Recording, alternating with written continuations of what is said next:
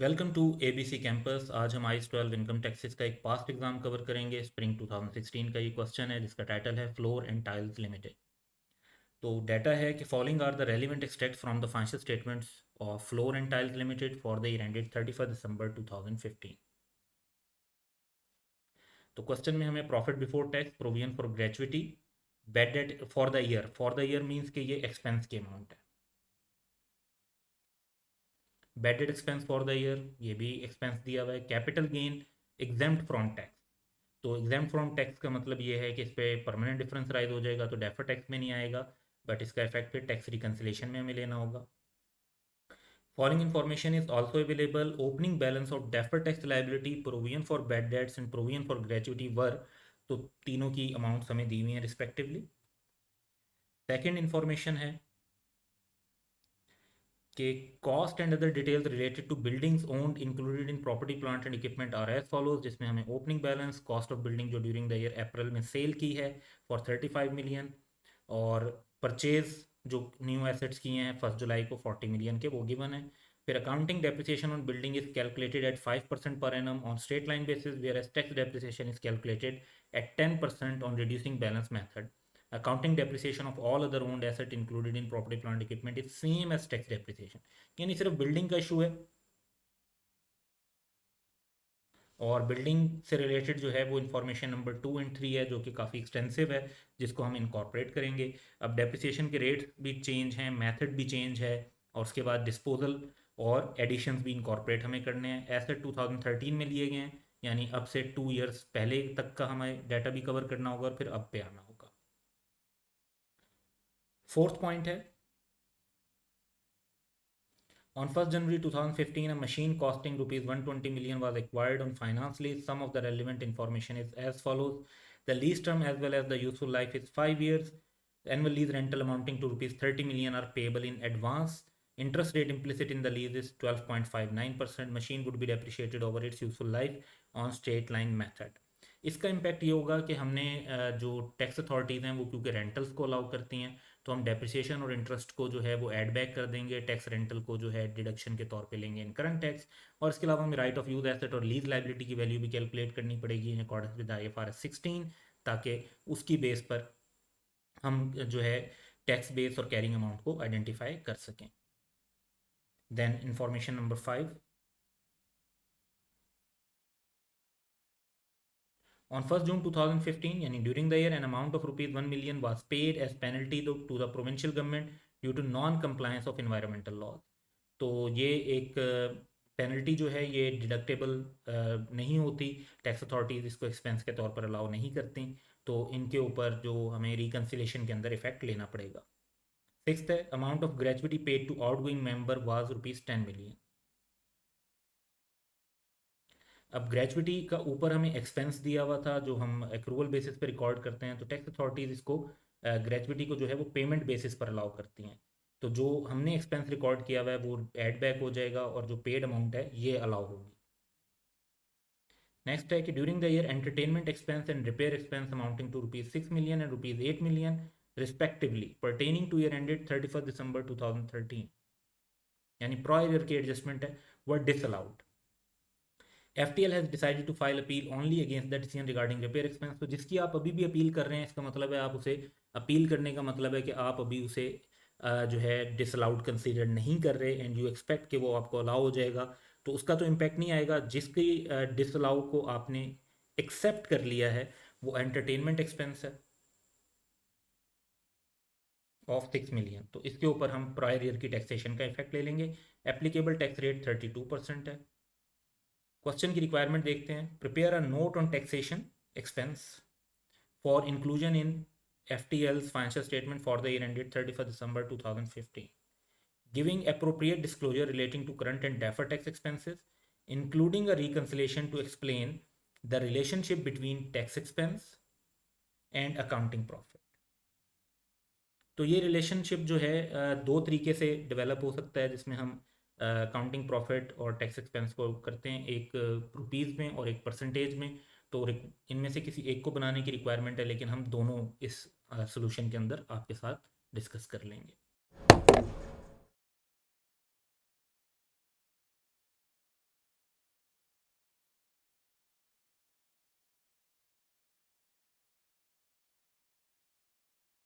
तो आंसर की तरफ जब हम चलते हैं तो सबसे पहले हमें जो है टैक्सेशन का नोट एक डेवलप करना है।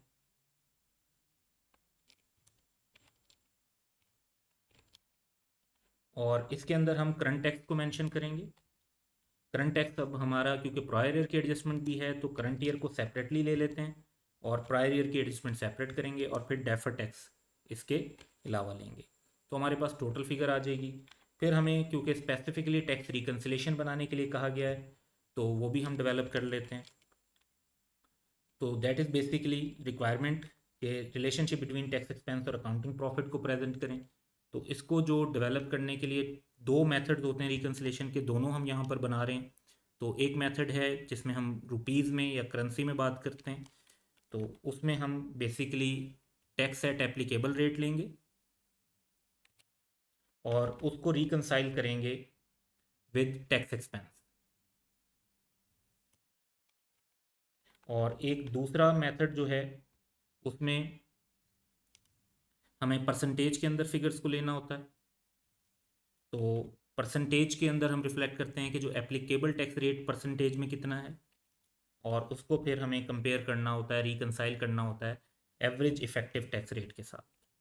तो एक रिकन्सिलेशन जो है वो टैक्स एट एप्लीकेबल रेट की टैक्स एक्सपेंस के साथ बनेगी और एक एप्लीकेबल टैक्स रेट की एवरेज इफेक्टिव टैक्स रेट के साथ बनेगी। दोनों में से एक बनानी होती है तो हम दोनों यहाँ पर बना रहे हैं। तो क्वेश्चन की डाटा की तरफ चलते हैं और one by one her item को कंसीडर करते हैं।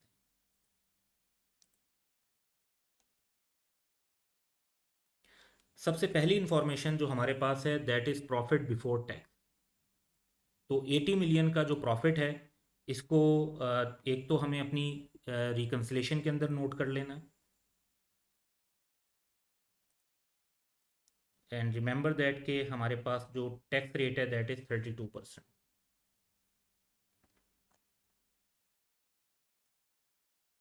सो 80 मिलियन इंटू 32%। हमारी रिकन्सिलेशन में जो स्टार्टिंग पॉइंट है हमने अकाउंटिंग प्रॉफिट ले लिया और टैक्स रेट के साथ मल्टीप्लाई किया। तो हमारा जो टैक्स है अगर कोई टेम्परेरी डिफरेंस ना होते, कोई यानी परमानेंट डिफरेंसेस ना होते या कोई एग्जाम्पशन इनकम ना होती, तो फिर हमारा जो इम्पैक्ट है वो क्या होता। तो वो हमारा टैक्स होना चाहिए था 25.6, 80 इंटू 32%। दूसरी तरफ हमें एक वर्किंग बनानी पड़ेगी करंट टैक्स की, और उसमें हमारी जो स्टार्टिंग फिगर होगी वो अकाउंटिंग प्रॉफिट ही है ऑफ ₹80 मिलियन। इसी के अंदर हम एडजस्टमेंट करके टैक्सेबल प्रॉफिट फाइंड आउट करेंगे और फिर current tax of the current year find out करेंगे। नेक्स्ट इन्फॉर्मेशन हमारे पास है प्रोविजन फॉर ग्रेचुइटी की। अब प्रोविजन फॉर ग्रेचुइटी जो है वो उसका एक्सपेंस 12 का दिया हुआ है, लेकिन ऑब्वियसली टैक्स अथॉरिटीज़ जो हैं वो इसको नहीं मानती। इसके बाद एक और इन्फॉर्मेशन है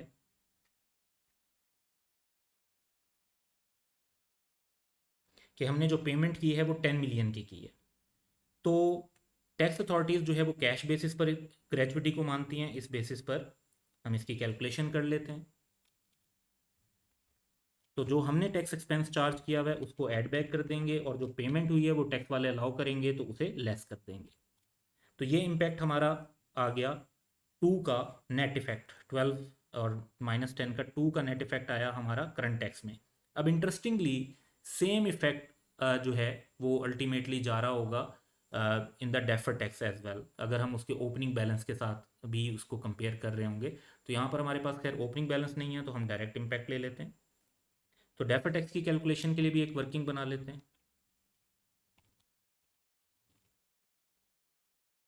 carrying amount tax based temporary difference, और फर्स्ट आइटम हम प्रोविजन फॉर ग्रेचुइटी लेते हैं। अब प्रोविजन फॉर ग्रेचुइटी में जो एक इन्फॉर्मेशन हमें और दी हुई है वो ये है कि इसका जो ओपनिंग बैलेंस है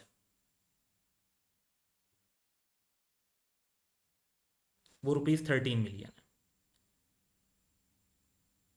12 से हमने एक्सपेंस रिकॉर्ड किया है, मीन्स के 13 + 12 एक्सपेंस की वजह से हमारी लाइबिलिटी बढ़ जाती है, और जितने से हमने पेमेंट की उतने से हमारी लाइबिलिटी कम हो जाती है। सो 13 + 12 - 10 जो हमारा क्लोजिंग बैलेंस है प्रोविजन फॉर ग्रेचुइटी का, दैट वुड बी 15। अब क्योंकि टैक्स अथॉरिटीज़ इसको लाइबिलिटी को कैश बेसिस पर मानती हैं, तो इसका मतलब है कि वो इसको लाइबिलिटी कंसीडर नहीं करती, इनकी टैक्स बेस ज़ीरो है। और अल्टरनेटिवली आप कैलकुलेट कर सकते हैं tax base as carrying amount minus future deductible amount. तो फ्यूचर डिडक्टेबल अमाउंट भी 15 है, 15 - 15 वुड बी 0, क्योंकि जब 15 आप ये अमाउंट फ्यूचर में पे करेंगे तो तब वो डिडक्शन दे देंगे, that is future deductible amount. तो हमारा जो टेम्परेरी डिफरेंस है, लाइबिलिटी की कैरिंग अमाउंट ज़्यादा हो तो वो डिडक्टेबल टेम्परेरी डिफरेंस होता है, तो 15 का डिडक्टेबल टेम्परेरी डिफरेंस भी अराइज हो जाएगा। नेक्स्ट हमें क्वेश्चन में बैड डेट एक्सपेंस दिया हुआ है, और ये नहीं बताया हुआ कि ये एक्चुअली रिटर्न ऑफ है या नहीं, बट ये पॉइंट है कि जो हमारा प्रोविजन फॉर बैड डेट है वो 2 मिलियन की थी ओपनिंग टाइम पर, अब 10 से और एक्सपेंस है, तो हम इसमें कंसीडर कर सकते हैं कि हमारी जो प्रोविजन है वो 2 + 10 12 हो गई होगी। तो इसका एक इफेक्ट तो हमें करंट टैक्स में लेना है,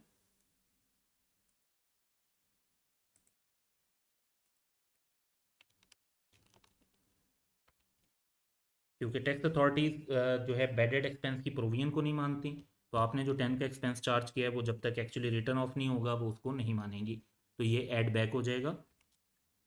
और दूसरी तरफ हमें इस पर डेफर टैक्स कैलकुलेट करना है, तो 2 का ओपनिंग बैलेंस था, 10 से हमने एक्सपेंस और बढ़ाया, यानी हमारी प्रोविजन जो है वो 12 बुक की हो चुकी है।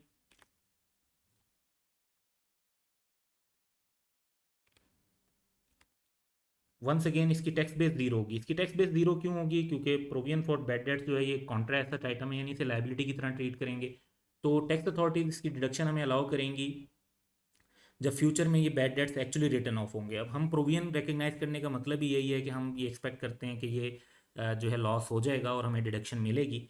तो 12 का जो अमाउंट है ये फ्यूचर में इतनी डिडक्शन मिलेगी, carrying amount 12 minus future deductible amount 12, यानी tax base zero. Once again क्योंकि कॉन्ट्रा एसेट है यानी लाइबिलिटीज की तरह इसको ट्रीट करेंगे, तो कैरिंग अमाउंट ज़्यादा है, तो डिडक्टेबल टेम्परेरी डिफरेंस कंसीडर होगा। इसके बाद है कैपिटल गेन। तो कैपिटल गेन एग्जेम्प्ट है, तो एक इम्पैक्ट तो ये है कि जो आइटम एग्जेम्प्ट है तो उस इनकम के ऊपर टैक्स नहीं लगना, तो इसे हम करंट टैक्स में देख लेते हैं। तो इतने से इनकम को हम कम कर देंगे क्योंकि ये एग्जेम्प्ट है, ये टैक्सेबल नहीं है। इसका दूसरा इफेक्ट हमारा नोट्स में जाएगा, और हम कहते हैं कि 5 का जो कैपिटल गेन है उस पे 32% टैक्स नहीं देना पड़ेगा, तो हमने लेस कर दिया। वैसे यानी हमारा टैक्स 25.6 बनता, लेकिन कैपिटल गेन वाला टैक्स हमें नहीं देना पड़ेगा, तो हम ये लेस कर देंगे 1.6। तो हमारा जो टैक्स डायरेक्ट बनता 25.6 बनता, लेकिन एग्जेम्प्ट इनकम की वजह से 1.6 से वो कम हो जाएगा। और भी आइटम आएंगे तो हम साथ साथ लिखते जाएंगे। इसको अगर हम परसेंटेज में इनकॉर्पोरेट करें तो परसेंटेज वाले सिस्टम में भी ये लेस इम्पैक्ट ही आएगा, और जो हमारा एप्लीकेबल टैक्स रेट है उसको मेंशन कर लेते हैं, दैट इज़ 32%। तो इसका इम्पैक्ट क्या होगा कि ये आउट ऑफ 80, ये हमारी 5 की इनकम है, 5/80 इंटू 32, क्योंकि 32% आपका एप्लीकेबल टैक्स रेट है, तो कैलकुलेशन आपने ऐसे करनी होती है कि जो आपका रेलिवेंट अमाउंट है डिवाइडेड बाय जो आपका अकाउंटिंग प्रॉफिट है मल्टीप्लाइड बाय रेट, तो दैट वुड बी 2%।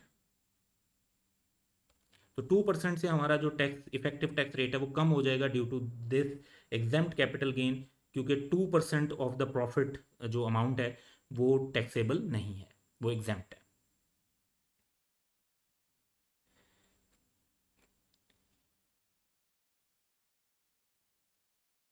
तो हमने इनिशियल डाटा को इनकॉर्पोरेट कर लिया फर्स्ट इन्फॉर्मेशन में। अब opening balance of defer tax liability है जो अभी तक हमने कंसीडर नहीं किया, ये डेफर टैक्स का जब हम एक्सपेंस इनकम निकाल रहे होंगे तब कंसीडर करेंगे। तो मीनवाइल हम अब आते हैं सेकंड एंड थर्ड इन्फॉर्मेशन की तरफ। तो जो रेलिवेंट अभी इन्फॉर्मेशन है हमारे पास वो ये है कि accounting depreciation 5% straight line basis है, और tax depreciation 10% on reducing balance basis. तो हमें जो एसेट्स की वैल्यू दी हुई है स्टार्टिंग, दैट इज़ 350, और उसमें से 2013 की वैल्यू आई, और 30 अप्रैल को एक डिस्पोजल हो रहा है, और 1 जुलाई को एक एडिशन हो रहा है। तो हम इन इम्पैक्ट्स को इनकॉर्पोरेट करते हैं, इसके लिए हम एक वर्किंग बना लेंगे।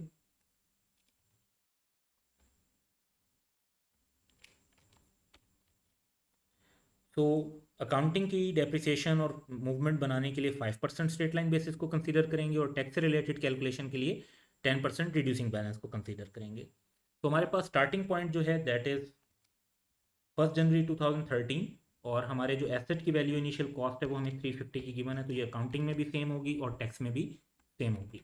अब हम 2013 की डेप्रिसिएशन कैलकुलेट करते हैं। तो अकाउंटिंग में ये 5% स्ट्रेट लाइन बेसिस कॉस्ट के ऊपर हम कैलकुलेट कर लेंगे 17.5, और टैक्स में जब हम कैलकुलेट करेंगे तो 10% है 350 का। इनिशियली तो कॉस्ट पे कैलकुलेट होगी, बाद में रिटर्न डाउन वैल्यू पे कैलकुलेट करेंगे, तो ये हमारे पास 35 की वैल्यू आ जाएगी। अब हमारे पास जो नेट वैल्यू आ जाती है टैक्स में दैट इज़ 315। तो हम फिर डेप्रिसिएशन कैलकुलेट करेंगे 2014 की। जो अकाउंटिंग में तो ये स्ट्रेट लाइन बेसिस पर ही है, तो कॉस्ट पर ही कैलकुलेट होगी 5%, that would be once again 17.5। और टैक्स में अब ये रिटर्न डाउन वैल्यू पे रिड्यूसिंग बैलेंस मेथड है, तो 315 पर कैलकुलेट करेंगे।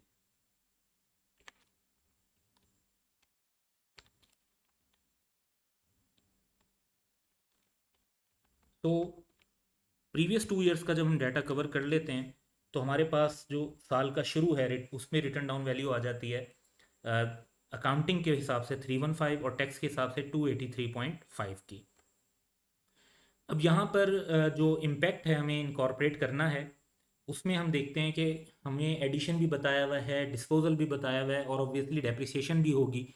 तो हम एडिशन को इनकॉर्पोरेट कर लेते हैं। एडिशन तो दोनों में सेम ही कंसीडर होगा 40 ईच का।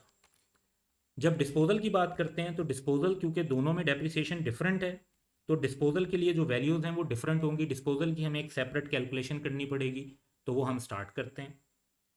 तो नीचे एक सेपरेट हम कैलकुलेशन बना लेते हैं जिसमें हम return down value of disposed asset और गेन ऑन डिस्पोजल होगा या जो लॉस ऑन डिस्पोजल होगा उसको फाइंड आउट करेंगे। तो जो डिस्पोज्ड एसेट है उसकी कॉस्ट देख लेते हैं,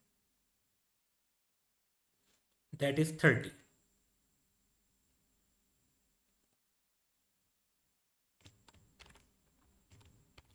तो अकाउंटिंग और टैक्स दोनों के हिसाब से कॉस्ट तो 30 ही है।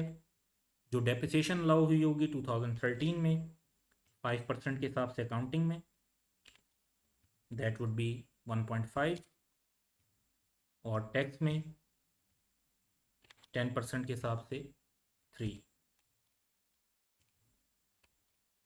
तो 27 का एसेट हो जाएगा टैक्स में return down value. Next year 2014 की डेप्रिसिएशन जब हम चार्ज करेंगे तो अकाउंटिंग में तो वो सेम ही रहेगी,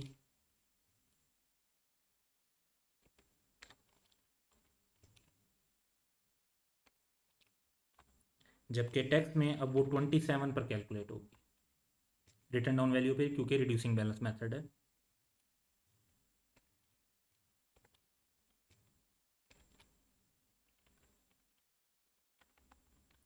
अब हम इससे आगे चलते हैं। तो अब हमारे पास ये जो वैल्यू आई है ये 1 जनवरी 2015 की है।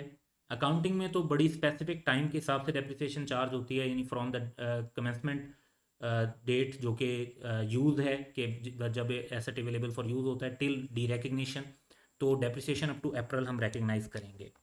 तो 4 मंथ्स की जो डेप्रिसिएशन इस पर बनेगी कॉस्ट के हिसाब से दैट वुड बी 0.5, और डिस्पोजल की डेट पर हमारा जो एसेट है वो 26.5 का होगा। जबकि टैक्स अथॉरिटीज़ क्योंकि सिर्फ ईयर एंड बैलेंस के ऊपर डेप्रिसिएशन चार्ज करती हैं तो वो 4 मंथ्स की डेप्रिसिएशन को चार्ज नहीं करेंगी, और एसेट की जो रिटर्न डाउन वैल्यू डिस्पोजल होगी वो सेम ईयर के स्टार्ट वाली होगी, दैट इज़ 24.3। एक स्टेप इसमें हम आगे चलते हैं तो हम डिस्पोजल प्रोसीड्स भी देख लेंगे। एसेट हमने डिस्पोज किया है 35 मिलियन का।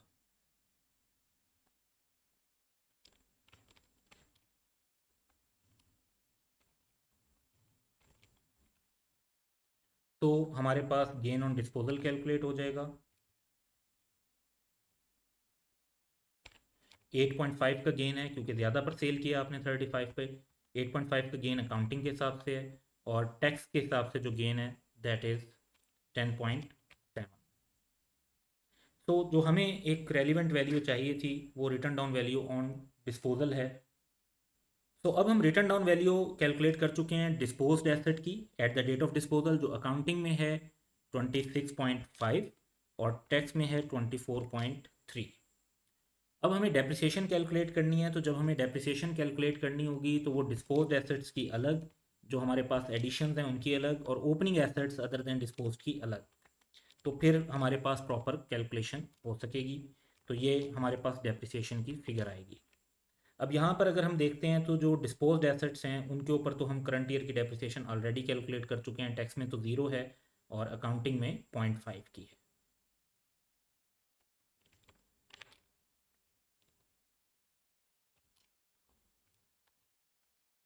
जो एडिशन है वो हमारा 40 का है। एडिशन की डेट 1 जुलाई की है, तो जुलाई टू दिसंबर 6 मंथ की डेप्रिसिएशन चार्ज होगी 5% के हिसाब से 1.0, और टैक्स में 10% के हिसाब से, और पूरे साल की होगी क्योंकि टैक्स अथॉरिटीज़ जो ईयर एंड पर बैलेंस होता है उसके ऊपर डेप्रिसिएशन अलाउ करती हैं। वो ये नहीं देखती कि आपने कब एसेट परचेज किया है, डिस्पोज कर दिया था ड्यूरिंग द ईयर तो no depreciation would be there, तो दैट वुड बी 4। अब जो बाकी एसेट्स की बात करें तो ओपनिंग हमारे जो एसेट्स थे 350 के थे, 350 में से हमने 30 का एसेट कॉस्ट वाइज डिस्पोज कर दिया, तो जो बाकी कॉस्ट बचती है 320 है, उस पर 5% डेप्रिसिएशन लेंगे तो अकाउंटिंग के अंदर दैट वुड बी 16। जबकि टैक्स के हिसाब से देखें तो हमारी जो रिटर्न डाउन वैल्यू है वो 283.5 की थी, और ओपनिंग टाइम पर हमारा जो एसेट डिस्पोज हुआ है वो 283.5 ओपनिंग है, उसमें से डिस्पोजल वाले को निकाल दें तो बाकी पर आपने 10% डेप्रिसिएशन लेनी है। टैक्स के अंदर आप रिड्यूसिंग बैलेंस को फोकस कर रहे हैं, तो दैट वुड बी 25.92। अब अगर हम डेप्रिसिएशन का टोटल कर लेते हैं तो अकाउंटिंग में दैट इज़ 17.5 मिलियन और टैक्स में दैट इज़ 29.92 मिलियन, और यहाँ से हमारे पास जो ईयर एंड पर हमारी रिटर्न डाउन वैल्यू है वो भी कैलकुलेट हो जाएगी, and that would be opening value plus addition minus disposal minus depreciation 311, और इसी तरह टैक्स में 283.5 प्लस 40 माइनस 24.3 माइनस 29.92, तो 269.28। तो ये हमारी जो बिल्डिंग से रिलेटेड जब सारी कैलकुलेशंस कंप्लीट हो गई तो अब हमारा काम ये है कि हम इनका इम्पैक्ट कंसीडर करें on current tax and deferred tax. तो सबसे पहले डेप्रिसिएशन का इफेक्ट लेते हैं। अकाउंटिंग डेप्रिसिएशन जो है वो एड बैक हो जाएगी और टैक्स डेप्रिसिएशन अलाउ हो जाएगी, तो सबसे पहले इनको इनकॉर्पोरेट कर लेते हैं।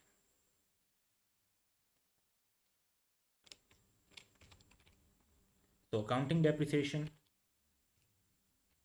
17.5 की एड बैक कर देंगे, और टैक्स डेप्रिसिएशन हम लेस कर देंगे, डिडक्शन के तौर पर वो अलाउ हो जाएगी। नेक्स्ट आइटम हमारे पास है डिस्पोजल का गेन और लॉस। तो जो अकाउंटिंग का गेन है ये हमारा हम प्रॉफिट में से रिवर्स कर देंगे यानी लेस बैक कर देंगे, और जो टैक्स के मुताबिक हमारा गेन बनता है उसको इनकॉर्पोरेट कर देंगे, उसको ऐड कर देंगे। तो नेक्स्ट इम्पैक्ट जो है वो गेन ऑन डिस्पोजल की वैल्यू का। तो अकाउंटिंग के हिसाब से जो डिस्पोजल का गेन है वो लेस बैक हो जाना है 8.5, और टैक्स के हिसाब से जो है वो हमारे टैक्सेबल प्रॉफिट में ऐड होगा।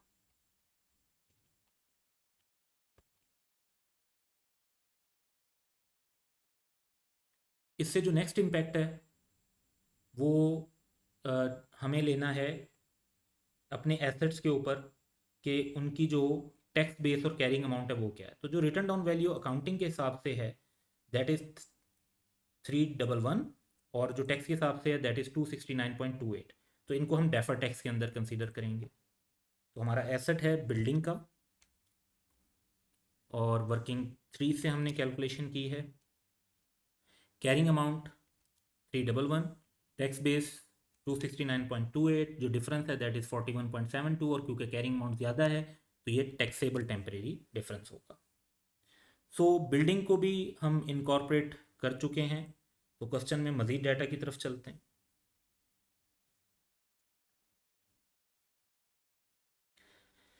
सो अब हम फोर्थ इंफॉर्मेशन को देख रहे हैं। तो 1 जनवरी ईयर के स्टार्ट में हमने मशीन ली है, कॉस्ट 120 मिलियन है। फाइनेंस लीज और जो है, क्योंकि क्वेश्चन पुराना है तो पहले I-17 के हिसाब से यहाँ पे लिखा हुआ है, IFRS 16 में ये फाइनेंस लीज लिखा होता या ना लिखा होता, हमारी अकाउंटिंग सेम होती। तो lease term as well as the useful life 5 years है। एनुअल लीज अमाउंट 30 मिलियन है और ये पेबल इन एडवांस है, तो हमें एन्यूटी ड्यू का फार्मूला यूज़ करना है। Interest rate implicit in the lease 12.59% है और मशीन को यूजफुल लाइफ पर स्ट्रेट लाइन बेसिस पर डेप्रिशिएट हमने करना है। सो इसकी कैलकुलेशंस कर लेते हैं। तो लीज अरेंजमेंट में सबसे पहली चीज़ हमारे पास है लीज लाइबिलिटी, और उसकी इनिशियल रिकग्निशन करेंगे तो 30 मिलियन की 5 पेमेंट्स हैं। एन्यूटी ड्यू यूज़ करनी है क्योंकि पेमेंट इन एडवांस है, 12.59% का रेट है। तो 1 माइनस 1.1259 ये हमने इंटरेस्ट रेट अप्लाई किया, और 5 ईयर्स -5 प्लस वन इसलिए किया क्योंकि एन्यूटी ड्यू है, और फिर +1 एक ऐड में किया क्योंकि एक एक्स्ट्रा पेमेंट आ रही होगी जो फर्स्ट पेमेंट इन एडवांस है। तो इस बेस पर जो हमारे पास कैलकुलेट हो जाती है present value, that is 120 million. तो लीज लाइबिलिटी इनिशियली 120 मिलियन पे रिकॉर्ड होगी। वैसे ये कॉस्ट के तौर पे गिवन भी है, बट जो प्रॉपर वे है वो present value of lease payments पे रिकॉर्ड करने का है। फिर क्योंकि पेमेंट इन एडवांस है तो फर्स्ट पेमेंट शुरू में ही हो जाएगी ऑफ 30 मिलियन, और हमारे पास जो नेट अमाउंट बच जाएगी वो होगी 90 मिलियन। इसके ऊपर इंटरेस्ट रिकग्नाइज करेंगे 12.59% के हिसाब से। जो 90 के ऊपर 12.59% कैलकुलेट करते हैं तो दैट इज़ 11.33, और इंटरेस्ट की वजह से हमारी लाइबिलिटी जो है वो बढ़कर 101.33 हो जाएगी। तो यहाँ पर हमारे जो है दो आइटम्स जो हैं वो रेलिवेंट हैं, और उसमें एक तो जाहिर बात है कि हम करंट टैक्स में इम्पैक्ट लेंगे, एक डेफर टैक्स में लेंगे, लेकिन लीज लाइबिलिटी के साथ साथ हमें राइट ऑफ यूज़ एसेट को भी कंसीडर कर लेना चाहिए। तो राइट ऑफ यूज़ एसेट की अमाउंट ले लेते हैं। राइट ऑफ यूज़ एसेट भी इनिशियली जो रिकॉर्ड होगा वो सेम उस वैल्यू पर होगा जितने की लीज लाइबिलिटी है, क्योंकि इस क्वेश्चन में ना कोई इनिशियल डायरेक्ट कॉस्ट है, ना कोई प्रोविजन फॉर डीकमिशनिंग है, ना कोई और वैल्यू है। तो इनिशियली जो हमारा right of use asset record होगा दैट वुड बी 120 मिलियन।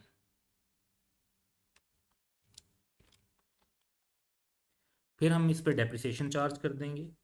तो over 5 years straight line basis पे डेप्रिसिएशन क्वेश्चन में बताई हुई है, दैट वुड बी 24 मिलियन, और नेट हमारे पास जो एसेट शो हो रहा होगा वो 96 मिलियन का शो हो रहा होगा। अब हमें जो इम्पैक्ट है, पहले करंट टैक्स का इम्पैक्ट लेते हैं। एक तो हमें डेप्रिसिएशन को ऐड बैक करना है क्योंकि टैक्स अथॉरिटी इसको नहीं मानती। दूसरी बात ये कि जो इंटरेस्ट है वो भी ऐड बैक हो जाएगा।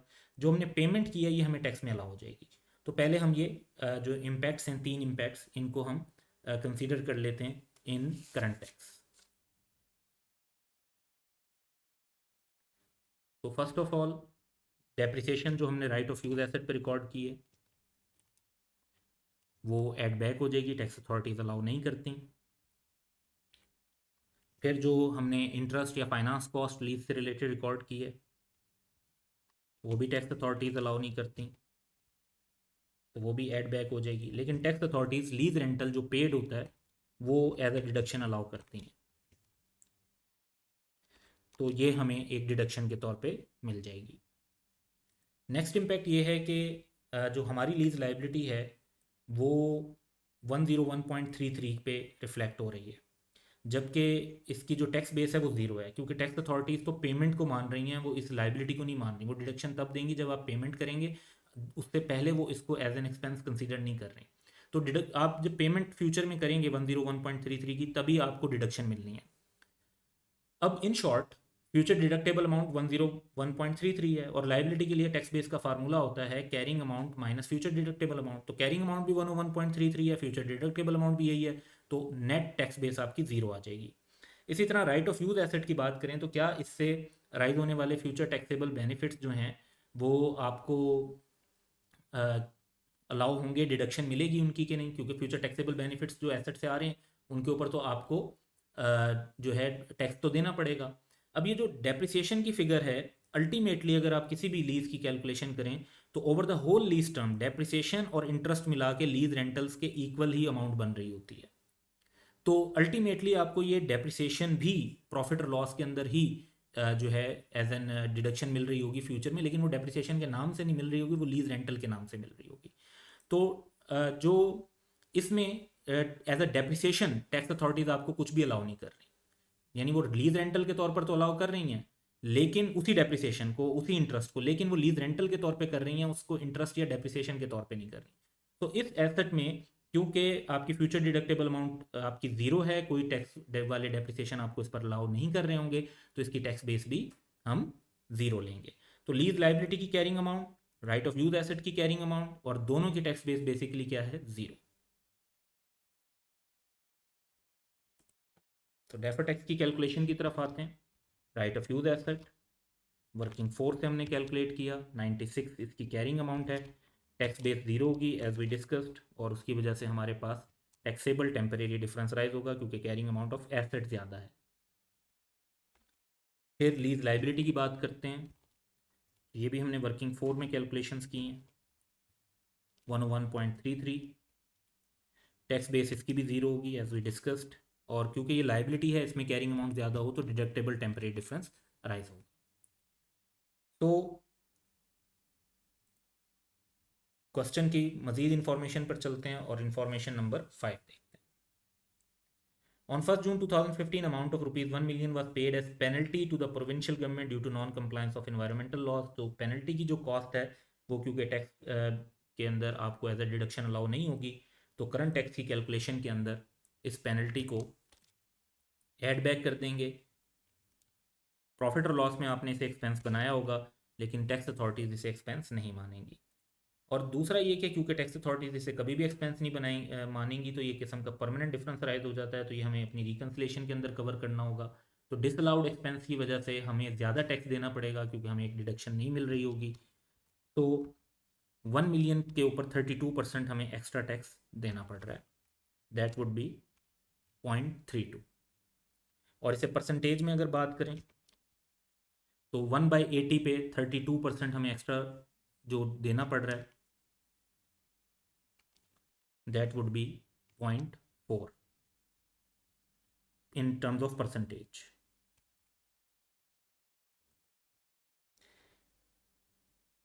6 पॉइंट को हम ऑलरेडी कंसीडर कर चुके हैं। 7th पॉइंट की तरफ आते हैं जो हमारा लास्ट पॉइंट होगा कि एंटरटेनमेंट एक्सपेंस और रिपेयर एक्सपेंस थे जो कि डिसअलाउ हो गए। रिपेयर एक्सपेंस पर हमने अपील फाइल कर दी, लेकिन एंटरटेनमेंट एक्सपेंस प्रीवियस ईयर से रिलेटेड है और इस पर हमें जो इम्पैक्ट है वो इनकॉर्पोरेट करना है अपने फाइनेंशियल स्टेटमेंट्स के अंदर।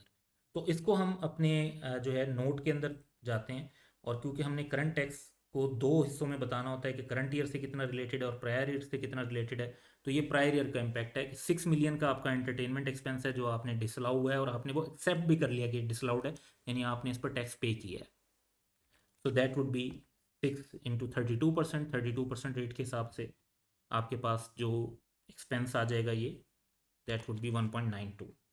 और प्रायर ईयर टैक्सेशन की वजह से, क्योंकि जो ये एंटरटेनमेंट एक्सपेंस बना है ये तो करंट ईयर के प्रॉफिट और लॉस में नहीं है, तो इसकी वजह से आपका जो इम्पैक्ट होगा वो ये आएगा कि आपकी रिकन्सिलेशन के अंदर भी आपको इसे कंसीडर करना पड़ेगा। आपका टैक्स एक्सपेंस इसकी वजह से करंट ईयर का बढ़ गया है, तो ऐड करेंगे 6 इंटू 32%, दैट वुड बी 1.92।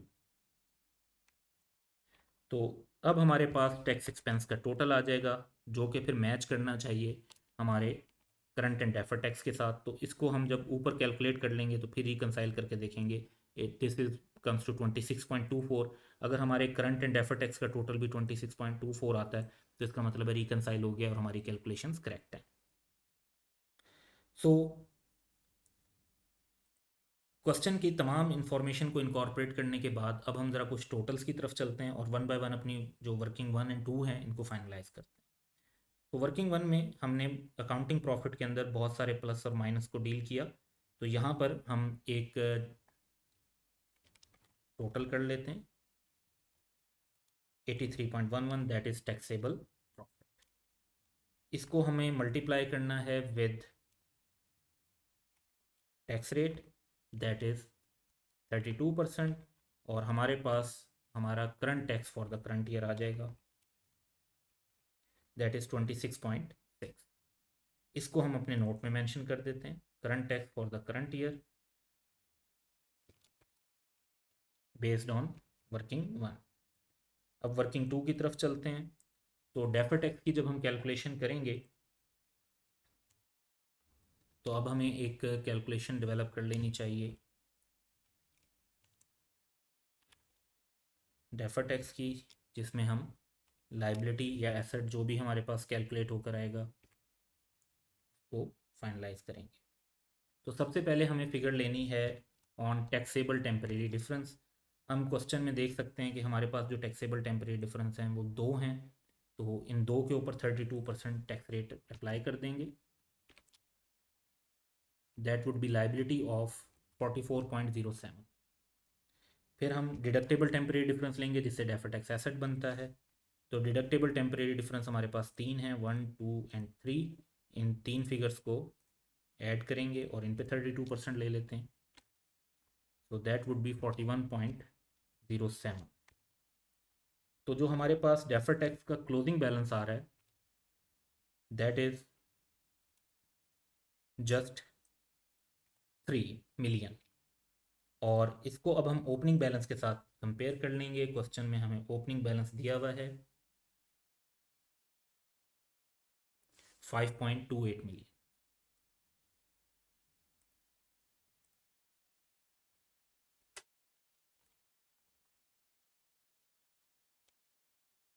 तो डेफर्ड टैक्स लाइबिलिटी जो है हमारे पास वो पहले ओपनिंग टाइम पर ज़्यादा थी और अब कम है। तो लाइबिलिटी अगर कम हो गई है तो इट मीन्स कि हमारे पास डेफर्ड टैक्स इनकम आ जाएगी 2.28 की। ये हम अपने नोट के अंदर मेंशन कर देते हैं 2.28 की इनकम, इसलिए इसे हमने नेगेटिव में रिफ्लेक्ट कर दी है। सो हमारा जो एक्सपेंस है टोटल दैट इज़ 26.24, जिसमें current tax of current year, current tax of prior year और डेफर्ड टैक्स की इनकम शामिल है। तो यही हमारा जो है करंट और डेफर्ड टैक्स जो है 26.24 बनना चाहिए, और यही टोटल हमारा बन रहा है इन चार फिगर्स को जमा करके जो रिकन्सिलेशन में है।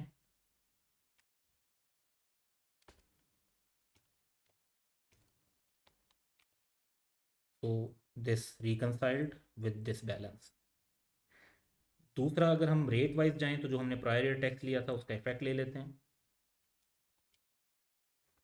तो 6 का इफेक्ट है आउट ऑफ 80 प्रॉफिट और 32% का रेट है हमारे पास, तो दैट वुड बी 2.4, यानी पिछले साल से रिलेटेड जो इम्पैक्ट है वो 2.4% हमें एक्स्ट्रा इम्पैक्ट आया है। और यहाँ पे हम टोटल करते हैं तो दैट बिकम्स 32.8%। अब ये मैच करता है या नहीं इसको भी हम वेरीफाई कर सकते हैं। इसको हम ऐसे वेरीफाई कर सकते हैं कि हमारा एवरेज इफेक्टिव टैक्स रेट क्या ये 32.8 ही बनता है।